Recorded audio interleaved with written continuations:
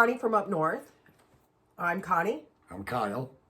We're glad to see you. We're very glad to see you. Always welcome you here. Always welcome here. If you're new to the channel, welcome. And if you're one of our subscribers, we're happy to see you again. Welcome back. Yeah, welcome back. Now, there's a time of the year where we get really excited around here, where the Yoopers. I'm ecstatic. Yeah, it's time. It's time. We're biting at the bit. So up here, they call Yoopers people from the Upper Peninsula. That used to be a lot more well known, especially with that. Who was it? Bob and Tom McKenzie or Oh, the great outdoors. the Great Outdoors. Yeah. Well, we're up there. That's where we're from. So, what we are so excited about is Time to tap the trees. it's time to tap The trees. It's time to tap the maple trees. Yeah. So we've got a few things that we're going to show you that we do our we use what we got. Yeah. We use what we got. The one thing that we did go out and we bought some more, and we need to get these cleaned up. Oh yeah. These are the actual taps. Those are ones we used for birch, wasn't it, last year? And we'll use them for the maple Yeah. tree too. Okay. Yeah. These are taps that you actually put into the tree, and then the sap dips out this little scoop right here, like a little funnel. It funnels that tree juiciness right into our. We have two types of taps too. Yeah, we do. We have the one you can also hook a hose to, and it drips down into 5-gallon buckets. Yep, he's right. We do. So we don't use buckets. No. Not around here. No. Buckets cost money. Right. We're cheap. Jeez. So what we use, because the maple trees, some of the maple trees will really produce a lot of maple syrup, but they don't produce as much syrup as what the birch trees do. So we just go ahead and we hook a pop bottle to our tapper, and we go and we gather the pop bottles, and then we have more pop bottles set up to where we just hang those into place, and we keep the lids so we could just tighten the lids down. And then put those in our sled, because there's going to be snow. You're not up here. You don't walk into the woods. You snowshoe Yeah, into you the gotta woods. have snowshoes. So we've got that. And then after we get our sap all gathered, we're so Excited. excited. Yeah, most women get excited over purses, but not me. You gotta keep it natural. Okay, so here goes. See those metallic steam pans? Yeah. We made an evaporator out of a Barrel. 55-gallon barrel. Mark of Mark of the North did. We didn't do We're it. just here. We're just here. We've been busy making soap.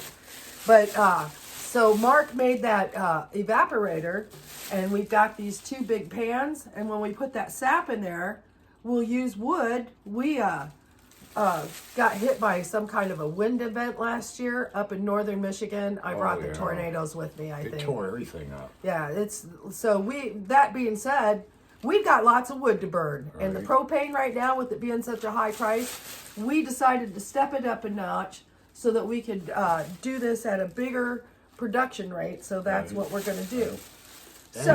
And Mark of the North also finished the sugar shack. Yeah, so not only that, but outside, it can get kind of cold when you're doing this outdoors. So we've got a sugar shack, and we're going to invite you to the sugar shack. We're going to have the wood stove right in there. Yeah, we'll be boiling up that sap and turning it into syrup, but we won't finish it out there. We'll bring it in, because you don't want to boil maple sugar in your house, because your whole house will become candy coated. Really? Oh yeah, because the didn't steam know that. goes up and really? and then it becomes candy coated. I don't know. I might like that. Yeah, a candy coated house. Yeah, I don't think that fits into my decoration scheme.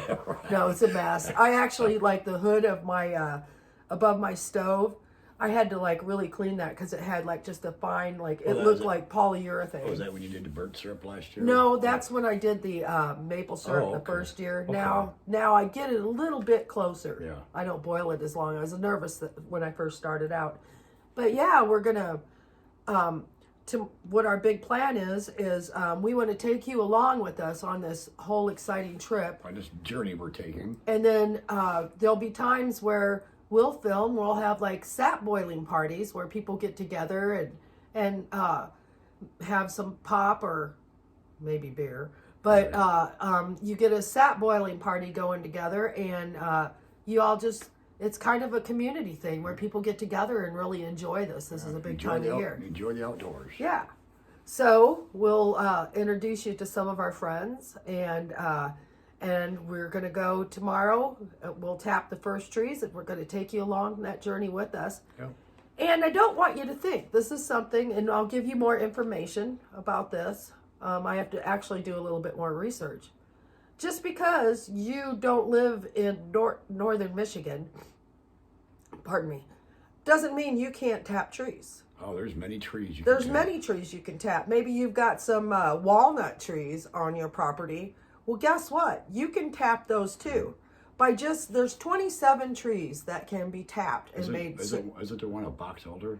I'm not sure, but I'll check on that. I think it might be, but I'll check on that and see. But there's 27 types of trees that you can actually tap around in your area. It's just finding out when the season is and when you can do that. But a lot of times people don't know that. Yeah. So we're gonna do a little research on that and share that information that we find, and we'll share that with you. So. Yeah. This doesn't have to be something that you just, oh, I wish I lived around the maple trees and I wish I could do that. Because I bet you when we do some research and we can pass along some information to you, Find where the trees are. I bet there's some trees right around you that you can try this too. Mm-hmm.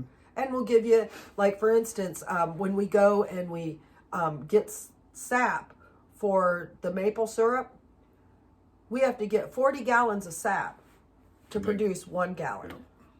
And when we do the birch trees, because we also do birch trees, Yeah, that's a lot. 110 gallons of sap for 1 gallon of birch sap. But man, the flavor, you think about maple syrup and you think, oh man, that's good. I don't know. Or you think, oh, I don't like maple syrup. Every syrup from every tree It's different. is different. Yeah, just like the birch syrup that we boil up, it is... Acquired taste. No, it's either, I think it's like licorice. You either really like it or you don't. Okay. And so, but the thing about that birch syrup is a lot of high-end restaurants like that, because I'll tell you what, I made the birch syrup and we put it on the salmon. Yeah, that was good. The salmon, it was fantastic. It just really goes good with salmon, even smoking your salmon. It's really nice.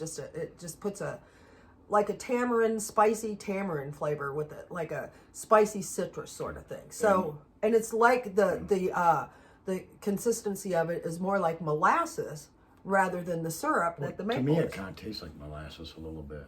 Yeah, Everybody I think has it's their the own. texture. Everybody's taste buds work Yeah, different. yeah. Yep, everybody's And does. also, birch syrup is not made very often. Was it 100 gallons a year? No, it was a few years ago when we first started. Yeah. It was 1,000 gallons were produced in the whole world every year. Now it's up to 500. So it's Wow. something that's catching on. And so that's why I want you to know that there's other trees around you that you can tap too. Yes, there is. So we're going to show you when you first get started out, you don't need all the fancy equipment. No, you don't. But it's nice to have. Oh, yeah. I'm definitely. telling you what, Yeah. I'd go crazy to have some of that stuff, like Right. one of those big pans. So stay tuned, because our next Adventure. adventure is going to be tapping the maple trees. So, Tapping those trees. all right, we'll see you tomorrow. Bye. Peace.